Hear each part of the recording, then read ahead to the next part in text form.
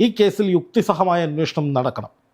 അത് അതിജീവിതമാർ എന്നതിനേക്കാൾ കൂടുതൽ ഈ കേസിൽ ഈ പരാതി വന്നതിന് ശേഷം മാധ്യമങ്ങളിൽ ഉൾപ്പെടെ കേന്ദ്രീകരിച്ച് വലിയ ഗൂഢാലോചന നടന്നിട്ടുണ്ട്. സ്വാഭാവികമായിട്ടും അതേക്കുറിച്ചൊരു സമഗ്ര അന്വേഷണം നടത്തുക എന്നുള്ളത് അടുത്ത UDF സർക്കാരിൻ്റെ ആദ്യത്തെ ചുമതലയായിരിക്കും. യദു, രാഹുൽ മാങ്കൂട്ടത്തിനെ മത്സരിപ്പിക്കില്ല എന്ന്, അതായത് നിയമസഭാ ഇലക്ഷന് മത്സരിപ്പിക്കില്ല എന്നുള്ള തീരുമാനം എടുത്തിരിക്കുകയാണ് കോൺഗ്രസ്. എന്തായാലും താനും മത്സരിക്കുന്നില്ല എന്ന നിലപാടിൽ ഏകദേശം എത്തിയിരിക്കുകയാണ് രാഹുലും. ഒരുപക്ഷെ രാഹുലിൻ്റെ ഇനിയുള്ള ഭാവി എന്തായിരിക്കും? എന്തായാലും നിയമസഭാ ഇലക്ഷനിൽ നിന്ന് മാറ്റി അല്ലെങ്കിൽ കോൺഗ്രസിൽ നിന്ന് പുറത്തായ സ്ഥിതിക്ക് ഈ എത്രത്തോളം രാഹുലിൻ്റെ ഈ ഒരു മാറ്റം കോൺഗ്രസിനെ ബാധിക്കും? രാഹുൽ മാങ്കൂട്ടത്തിലിനെ മത്സരിപ്പിക്കേണ്ടതില്ല എന്ന് കോൺഗ്രസിലെ ചില പ്രധാനപ്പെട്ട നേതാക്കൾ ചേർന്നെടുത്തൊരു തീരുമാനമാണ്. അതിൽ ഏറ്റവും പ്രധാന പങ്ക് വഹിച്ചിട്ടുള്ളത് രമേശ് ചെന്നിത്തലയാണ്.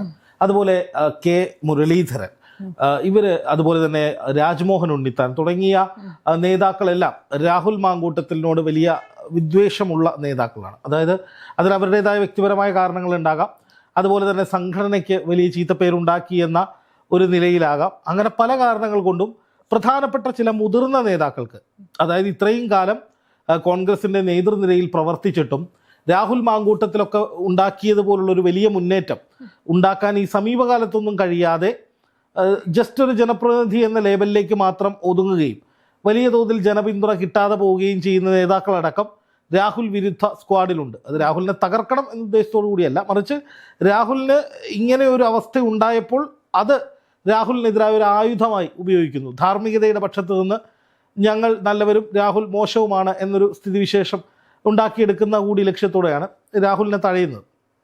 ധാർമ്മികമായി ഇത്രയും കേസുകൾ നിലനിൽക്കുന്ന സാഹചര്യത്തിൽ രാഹുലിന് മത്സരിക്കാൻ കഴിയുമോ എന്നൊരു ചോദ്യം ചോദിച്ചാൽ അവർക്കൊപ്പം നിൽക്കാൻ ആളുകളുണ്ട് എന്നുള്ളതും അവരുടെ ഈ താല്പര്യങ്ങൾക്ക് ഗുണകരമാണ്. പക്ഷെ അതേസമയം തന്നെ കോൺഗ്രസിനുള്ളിൽ രാഹുൽ മാങ്കൂട്ടത്തിൽ വരണം, മത്സരിക്കണമെന്നൊക്കെ വലിയ ആഗ്രഹങ്ങൾ ഉണ്ട്. പലരും രാഹുൽ തിരിച്ചു വരണം, വലിയ ജനപിന്തുണ ഉള്ളത് കൊണ്ട് രാഹുൽ വന്നുകൊണ്ടൊന്നും സംഭവിക്കില്ല എന്ന് കരുതുന്നവരുണ്ട്. പക്ഷേ രാഹുലിനെ പിന്തുണയ്ക്കുന്നവർക്ക് ഇത് പരസ്യമായി പറയാൻ കഴിയില്ല. ഇപ്പോൾ രാഹുലിനെ മത്സരിപ്പിക്കണം എന്ന് ചില കോൺഗ്രസ് നേതാക്കൾ തീരുമാനിച്ച് എങ്ങാനും രാഹുൽ പരാജയപ്പെട്ടു പോയാൽ ആ പരാജയത്തിന് ഉത്തരവാദിത്വം ഇവർ ഏറ്റെടുക്കേണ്ടി വരും. എന്ന് മാത്രമല്ല, രാഹുൽ ഒരു സ്ഥാനാർത്ഥിയായി വന്നാൽ അത് കേരളം മുഴുവൻ ചർച്ചയാക്കി യഥാർത്ഥ വിഷയങ്ങളിൽ നിന്ന് രക്ഷപ്പെടാൻ CPM-ഉം BJP-യും ശ്രമിക്കും. പ്രത്യേകിച്ച് CPM ശ്രമിക്കും. പെണ്ണ് കേസ്, പാവാട, ചരട്, സാരി, ഇതൊക്കെ ഈ പറയുന്ന CPM-ന് തെരഞ്ഞെടുപ്പ് എടുക്കുമ്പോൾ ഒരു ഇളക്കമാണ്. പണ്ട് ഉമ്മൻചാണ്ടിക്കെതിരെ കാണൊക്കെ നമ്മൾ കണ്ടതാണല്ലോ. അങ്ങനെ കുറേ ഉദാഹരണങ്ങളുണ്ട്. അപ്പോൾ അതുകൊണ്ട് തന്നെ നമുക്ക് രാഹുൽ മാങ്കൂട്ടത്തിനെതിരായി ഒരു പ്രചാരണവും കേരളത്തിൽ ഉണ്ടാകില്ലെന്ന് പറയാൻ പറ്റില്ല. രാഹുൽ മാങ്കൂട്ടത്തിൽ കോൺഗ്രസ് സ്ഥാനാർത്ഥിയായാൽ കോൺഗ്രസിന് അത് കേരളം മുഴുവൻ നടന്ന് മറുപടി പറയേണ്ടി വരും. എന്തിനാണ് ഇങ്ങനെ ഒരു ഇയാളെ സ്ഥാനാർത്ഥിയാക്കിയത് എന്ന ചോദ്യത്തിന്.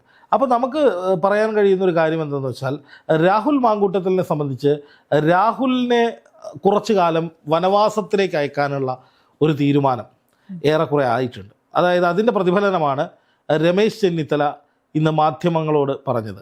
രാഹുലിനെതിരെ നടപടിയെടുത്തത് ഇപ്പോഴും ഉത്തമ ബോധ്യത്തിന് ഇന്ന് രാവിലെ സുപ്രീം കോടതിയുടെ ഒരു വിധി കേരളം ചർച്ച ചെയ്തുകൊണ്ടിരിക്കുകയാണ്. അതിജീവിതമാർ എന്ന ലേബലിൽ വരുന്ന പരാതിക്കാരായിട്ടുള്ള വിവാഹിതരായ യുവതികൾ വിവാഹ വാഗ്ദാനം നൽകി ബലാത്സംഗം ചെയ്തു എന്ന പരാതി നിലനിൽക്കില്ല എന്ന് കോടതി പറയുന്ന സമയത്താണ്, അത് ചർച്ചയായിക്കൊണ്ടിരിക്കുമ്പോഴാണ് ചെന്നിത്തല ഈ വർത്തമാനം പറയുന്നത്. ചെന്നിത്തല പറയുന്നത് ഞങ്ങളുടെ ഉത്തമ ബോധ്യത്തിൻ്റെ അടിസ്ഥാനത്തിലാണ് ഞങ്ങൾ ഈ നടപടിയെടുത്തത്, അപ്പോൾ ഇത്തരം കേസുകളൊന്നും ഞങ്ങൾ വെച്ച് ഓർപ്പിക്കില്ല എന്നൊക്കെ പറഞ്ഞ് രാഹുൽ ഇനി മത്സരിക്കില്ല എന്ന് ഏകദേശം ചെന്നിത്തല തീർത്ത് പറഞ്ഞു. പിന്നാലെ തന്നെ പാലക്കാട് മണ്ഡലത്തിൽ കണ്ണൻ ഗോപിനാഥ് എന്ന് പറയുന്ന മുൻ IAS ഉദ്യോഗസ്ഥനായിരിക്കും സ്ഥാനാർത്ഥി എന്ന് പറഞ്ഞുകൊണ്ട് വാർത്തകളും വന്നു. കേരളത്തിൽ 22 MLA-മാരുള്ളതിൽ 19 MLA-മാർ വീണ്ടും മത്സരിക്കും. 3 പേരെ മാറ്റി നിർത്തും. IC ബാലകൃഷ്ണനും രാഹുൽ മാങ്കൂട്ടത്തിലും കെ ബാബുവിന് അനാരോഗ്യമാണ്. IC ബാലകൃഷ്ണൻ ഈ സമീപകാലത്തുണ്ടായ വിവാദങ്ങളെ തുടർന്നാണ് മാറ്റി നിർത്തുന്നത്. അപ്പോൾ രാഹുൽ മാങ്കൂട്ടത്തിലിനെ എന്തുകൊണ്ട് മാറ്റി നിർത്തുന്നു പറഞ്ഞാൽ അദ്ദേഹത്തിനെതിരെ കേസുണ്ട്, അദ്ദേഹം വന്നു കഴിഞ്ഞാൽ പ്രതിപക്ഷം ഇത് പ്രചാരണായുധമാക്കും, അതുകൊണ്ട് രാഹുൽ മാങ്കൂട്ടത്തിൽ മത്സരിക്കേണ്ട എന്ന് കോൺഗ്രസ് തീരുമാനിക്കുന്നു. നിലവിൽ രാഹുൽ മാങ്കൂട്ടത്തിലും അത്തരമൊരു തീരുമാനത്തിൽ തന്നെയാണ്.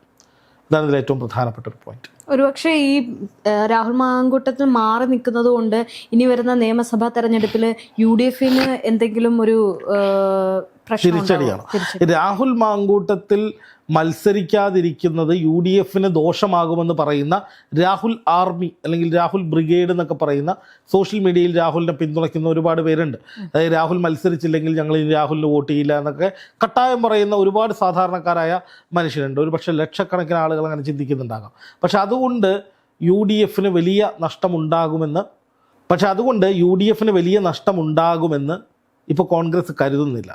കാരണം രാഹുലിനെ മത്സരിപ്പിച്ചാൽ ഉണ്ടാകുന്ന ആഘാതത്തെക്കാൾ ചെറുതാണ് രാഹുൽ മത്സരിച്ചില്ലെങ്കിലുള്ള ആഘാതമെന്നാണ് കോൺഗ്രസ് കരുതുന്നത്.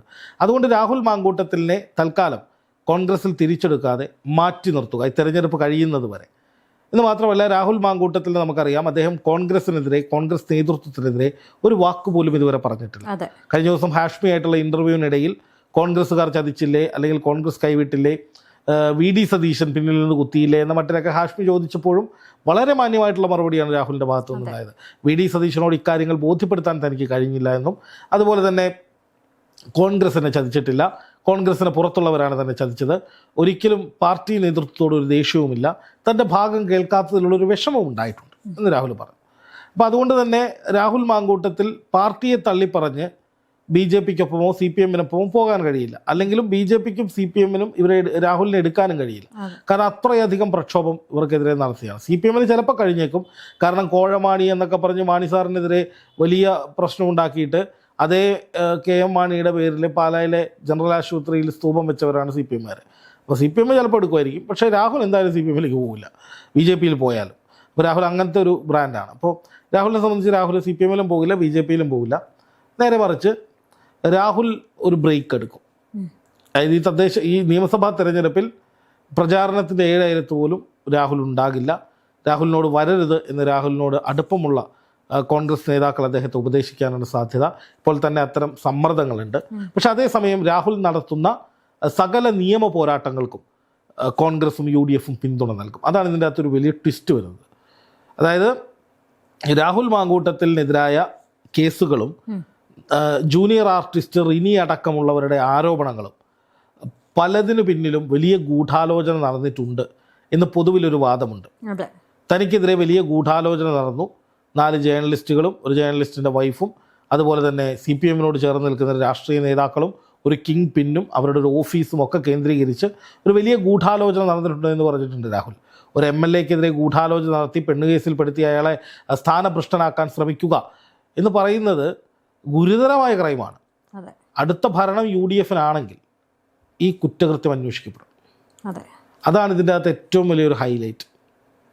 അടുത്ത ഭരണം UDF-നാണെങ്കിൽ ഭരണത്തിൽ ഏറിയതിന് തൊട്ടു പിന്നാലെ സർക്കാർ മുൻകൈയെടുത്ത് അന്വേഷിക്കാൻ പോകുന്ന കേസുകളിൽ ഏറ്റവും പ്രധാനപ്പെട്ട കേസുകളിൽ ഒന്ന് രാഹുൽ മാങ്കൂട്ടത്തിൽ നൽകുന്ന പരാതിയുടെ അടിസ്ഥാനത്തിലുള്ള കേസായിരിക്കും.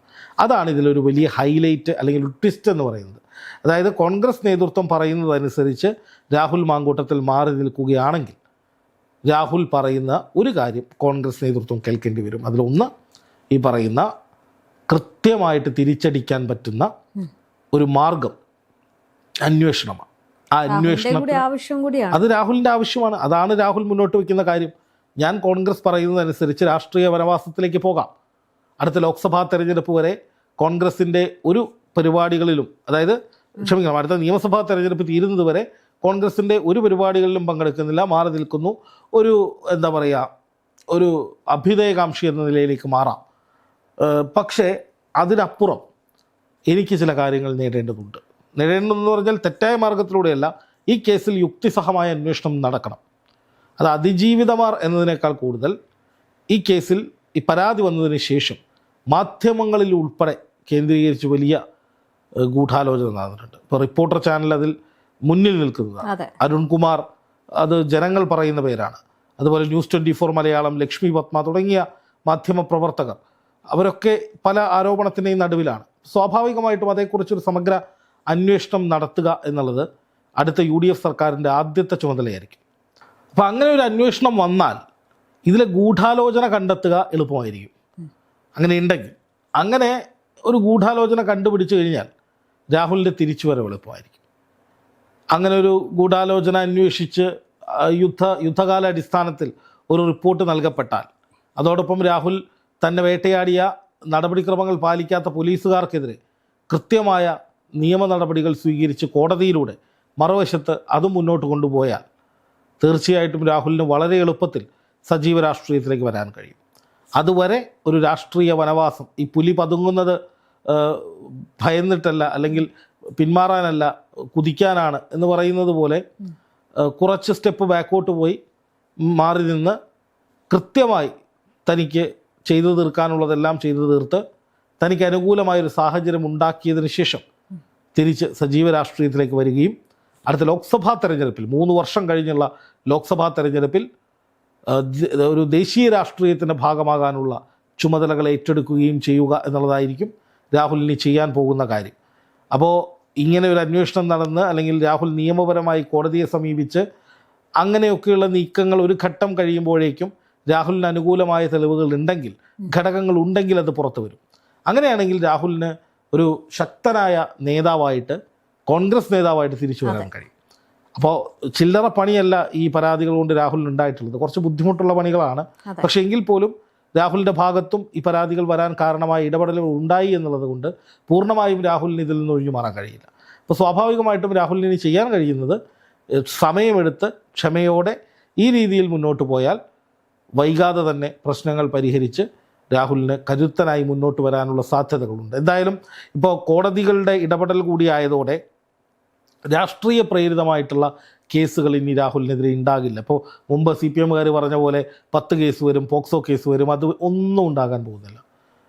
കാരണം ഇത്രയും കേസുകളിൽ കോടതികളിൽ രാഹുലിനെതിരെ ഒരു പരാമർശം പോലും വരാത്ത സാഹചര്യത്തിൽ, രാഹുലിന് അനുകൂലമായൊരു ട്രെൻഡ് ഉയർന്നു വരുന്ന സാഹചര്യത്തിൽ ഇനിയും രാഹുലിനെതിരെ കേസുകൾ വന്നാൽ, രാഷ്ട്രീയ പ്രേരിതമായി ഇടപെടലുകൾ വന്നു എന്ന് ജനങ്ങൾക്ക് തോന്നിയാൽ അത് രാഹുലിന് ഗുണകരമാകുന്നൊരു സാഹചര്യം സൃഷ്ടിക്കും.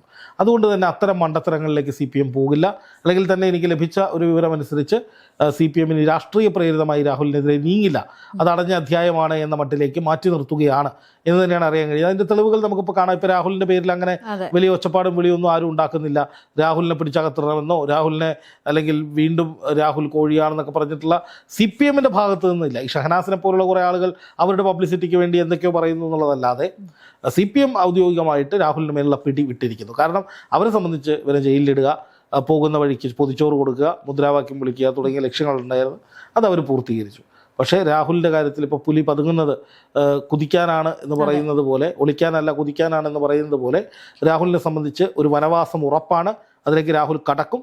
അത് കടന്ന് UDF ഭരണം വന്നു കഴിഞ്ഞാൽ പിന്നെ രാഹുലിൻ്റെ തേരോട്ടമായിരിക്കും.